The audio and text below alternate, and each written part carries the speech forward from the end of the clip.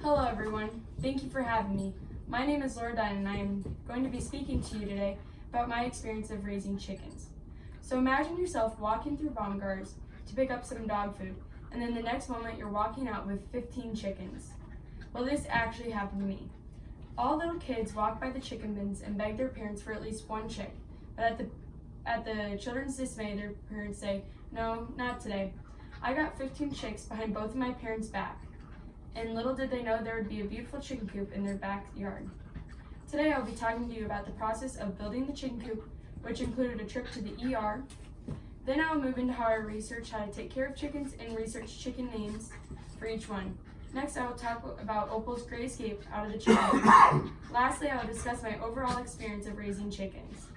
First, let's begin with the basics of building the chicken coop. My boyfriend and I started by taking a trip to the local lumber yard to get all the materials needed. We loaded up his truck with wood, roofing supplies, chicken wire, decorations, and accessories for the coop. The first process was digging the wood poles for the coop and leveling them. Making sure each of the poles that were leveled was the most difficult process. Next, we built the frame of the coop where the chickens would live and lay their eggs. The next thing to build was the chicken run, where they'd spend all their outside time. We built a frame for the run and had to give each chicken 10 square feet of outside space.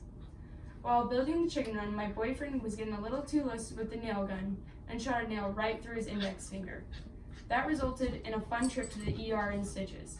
His x-ray showed that he missed his bone by the skin of his teeth.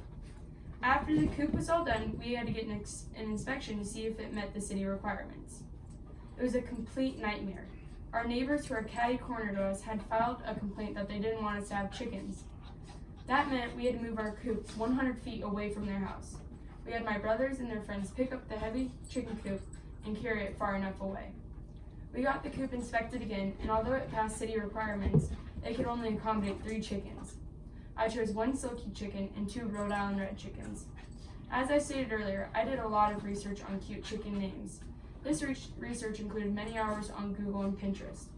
I came up with the names Opal, Ethel, Olive, Pearl, Henrietta, Big Red, Little Red, Big Bird, Chicken Little, Dixie Chick, Hedwig, Dottie, Mabel, Polly, and Kevin.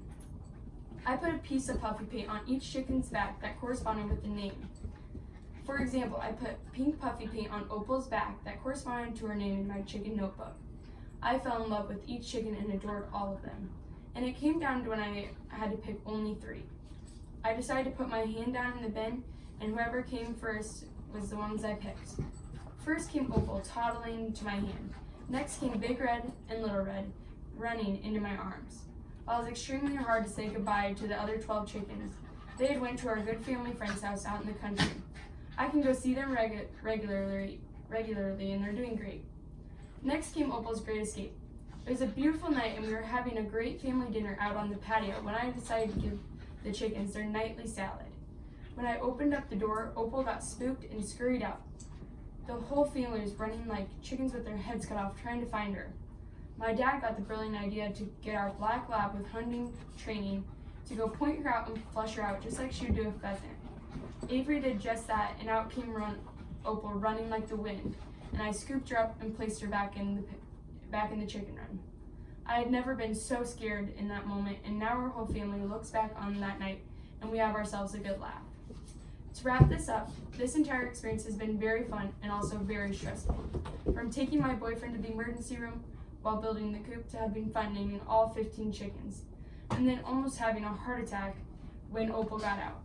I wouldn't change this experience at all, and it has been so wonderful, and maybe someday we will be able to expand the coop and get more.